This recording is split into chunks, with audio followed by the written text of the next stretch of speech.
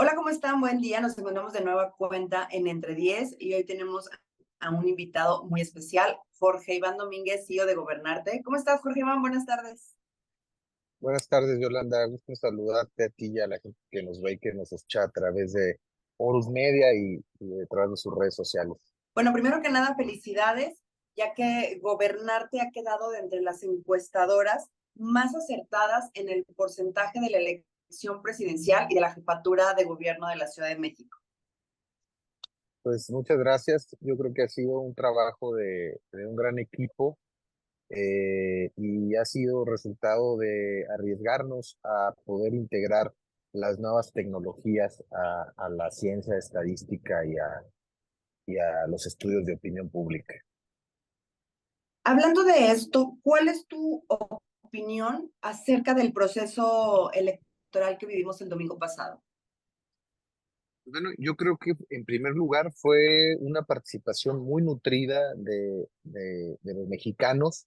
Yo creo que a todos nos tocó ver casillas repletas, filas de 1 hora, 2 horas, algunos hasta 3 horas para poder emitir su voto. Y creo que dentro el marco de elección, creo que es algo muy rescatable la organización y el compromiso de la gente, de los ciudadanos para poder contabilizar, armar las casillas, crear todo este monstruo, porque es realmente un esfuerzo gigantesco de los mexicanos poder organizar nuestras elecciones. Fueron unas elecciones pacíficas, un día electoral, pues, ¿no? Una jornada electoral pacífica. Y creo que esas tres cosas son el marco primario que creo que nos fortalece como país, ¿no? Ahí en esos momentos nos damos cuenta que las instituciones somos nosotros, que las instituciones somos las personas que hacemos posible que pasen las cosas, no son los edificios, ¿no? No es solo ir a votar, la democracia se construye con una gran participación ciudadana y creo que en ese sentido fue una fiesta democrática, creo que la gente salió a votar, ¿no? Y votó un poco más del 60% de la población o del electorado, y eso es digno de celebrarse, ¿no? Los resultados, pues bueno, para nosotros eran previsibles, ¿no? Como ustedes ya pueden percatarse. Nosotros veníamos midiendo desde hace 2 años la elección presidencial, desde hace año y medio más o menos la elección presidencial, y pues para nosotros no fue una sorpresa, ¿no? Digo, tan no fue una sorpresa que los resultados que tuvimos pues estuvieron muy cerca de lo que pasó realmente, ¿no? A veces hasta más cerca de lo que nosotros hubiéramos pensado, pero creo que en ese sentido pues fue un ejercicio democrático rescatable y sano para el país. ¿Qué opinas de la diferencia tan marcada que hubo entre Claudia y Xochitl? Pues yo pienso que sobre todo a la gente que nos escucha por redes sociales, ¿no? Entender que pues Instagram no es México, ¿no? México es un país mucho más plural, eh, mucho muy desigual, ¿no? Y en ese sentido creo que pues la gente optó por el gobierno que en su punto de vista ha velado por sus intereses, ¿no? Por los intereses tal vez de las personas o los estratos más desprotegidos. Esto nos muestra que somos un país muy desigual y que algo ha hecho bien el gobierno con estos estratos de la población que se sienten protegidos, por una parte, ¿no? Y que se sienten identificados con su gobierno, por una parte. Por el otro lado, pues quisimos y vimos que se conformó un proyecto de oposición en 4 o 6 meses, después de que en 5 años nunca pudieron tener o no asumieron el papel de oposición. No hubo una oposición estos 5 años de gobierno de López Obrador, fue una oposición, ¿cómo decirlo?, avasallada por el triunfo electoral de López Obrador, una oposición que no tenía calidad moral después de haber venido de un gobierno con altos índices y escándalos de corrupción, y que no lograron articularse realmente para crear un eje programático y una narrativa que pudiera identificar a los mexicanos con estos partidos políticos. Lo quisieron hacer al último, lo quisieron hacer con una candidata poco identificada con los partidos, aunque militante de un partido y senadora por un partido político, nunca fue un outsider, como luego se les llama. Eh, y bueno, la sociedad o lo que se expresó en las urnas fue que no le alcanzaron a creer la mayoría de los mexicanos esa posibilidad.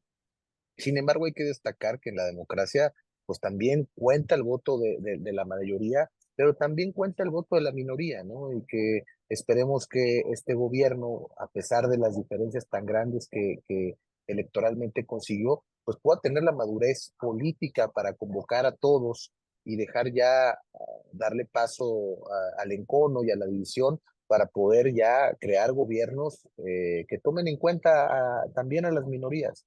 Son importantes también la voz y el voto de las minorías, pero pues evidentemente el resultado es avasallante y creo que es en esos términos, ¿no? El no comprender al electorado eh, y el no haber conformado desde antes, no a partir del proceso electoral, una oposición que abanderara las causas de los mexicanos o de sus sectores más representativos, ¿no?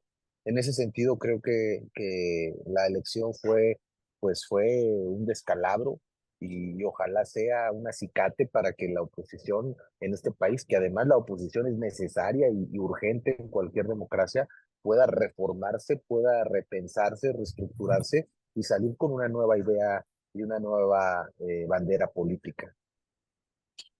¿Qué opinión te merece esta parte en que Morena tiene la mayoría la mayoría calificada en la Cámara de Diputados y la absoluta en la Cámara de Senadores? Pues mira, tenemos un sistema de pesos y contrapesos. La idea de la República era dividir el poder en sus inicios. Después de la Revolución Francesa era dividir el poder para que no hubiera un poder absoluto, que era el monarca en aquel tiempo. Y bueno, pues surgen los tres poderes, ¿no? Los tres poderes que en algunos países no solo son tres poderes, hay unos como Colombia donde el Instituto Electoral es un poder del Estado, ahí son cuatro poderes. Pero la idea es dividir el poder para que no haya un poder absoluto. Veo necesario que haya más pluralidad en las cámaras. Creo que pues empiezan a hacer las movidas los partidos políticos para poder quedarse con el mayor número de legisladores, en el caso de Morena, pero creo que sí es muy importante que independientemente de la legitimidad con lo que llegue el gobierno y con la mayoría calificada que la propia ciudadanía le dio a Morena, sí haya contrapesos, ¿no? Tanto en el Poder Judicial, en el Poder Legislativo, en los organismos autónomos, porque es como el poder funciona de una mejor manera, ¿no? Hay un dicho que dice que el poder absoluto corrompe absolutamente. Entonces, yo veo un discurso de Claudia, de nuestra virtual presidenta, conciliador, veo un discurso, un mensaje, una narrativa que intenta unificar, pero sí es necesario que en las cámaras existan los equilibrios. Es sano para todos, ¿no? Incluso para el propio gobierno. ¿Cómo ves tú el panorama en el próximo sexenio? Pues yo creo que esta etapa para México es una etapa prometedora en términos económicos. Creo que la relocalización de las empresas, o lo que le llaman el nearshoring, es una gran oportunidad para que México despunte económicamente. Socialmente, creo que para que eso pase de una manera mucho más contundente, tienen que resolverse los problemas de inseguridad y de desigualdad. Recordemos que este gobierno ha sido el único que ha logrado disminuir la pobreza. Nunca había habido una disminución de la pobreza. Lo que hacían anteriormente los programas sociales era contener la pobreza. Sin embargo, sacó de la pobreza patrimonial, es decir, no llegó a la pobreza extrema, que es la pobreza más denigrante de este país. Ahí no se tocó. eh, es decir, no desaparecieron los más pobres entre los más pobres. Creo que la focalización más específica de los programas sociales y no diría yo el combate al crimen organizado, sino en esa parte tal vez coincidiría como la narrativa en la que la ha manejado este gobierno, disminuir las causas de la violencia, ¿no? Y evidentemente también combatir los efectos. pero primariamente combatir las causas, ¿no? Creo que la inseguridad y la desigualdad son dos temas que México tiene que trabajar de manera más contundente, y esa posibilidad va a hacer que todo lo que está pasando a nivel internacional, de las tensiones geopolíticas, la propia elección de Estados Unidos, la tensión que hay entre China, Rusia y Estados Unidos, beneficien a México en la parte económica e industrial. Creo que tenemos un peso fuerte, a pesar de que fue el cambio de gobierno y hubo estas, vamos a decir, expectativas o desequilibrios. Al segundo día volvimos a estar en los rangos que estábamos. Creo que hay una moneda fuerte.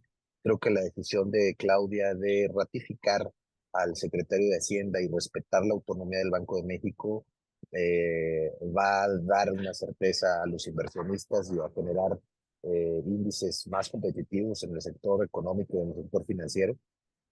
Y creo que pues viene una buena etapa para México, ¿no? Pero repito, tenemos que atender esos dos cánceres que tiene este país.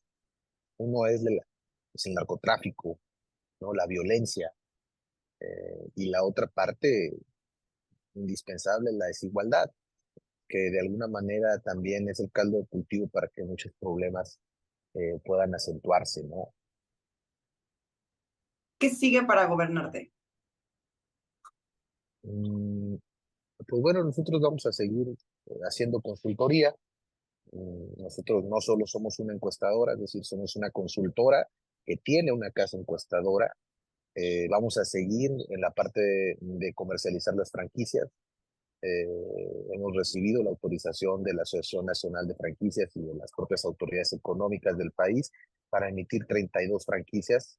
Y bueno, pues vamos a seguir en la parte de encuestas, franquiciando en los 32 estados de la República el servicio de encuestas y estudios de opinión.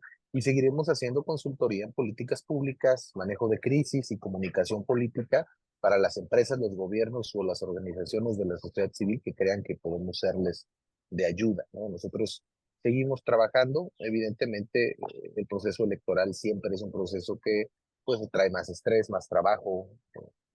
Ahora estaremos un poquito más tranquilos, pero en busca de seguir sirviendo a nuestros clientes y de fortalecer la experiencia del trabajo acumulado que ya tenemos durante 7 años, ¿no?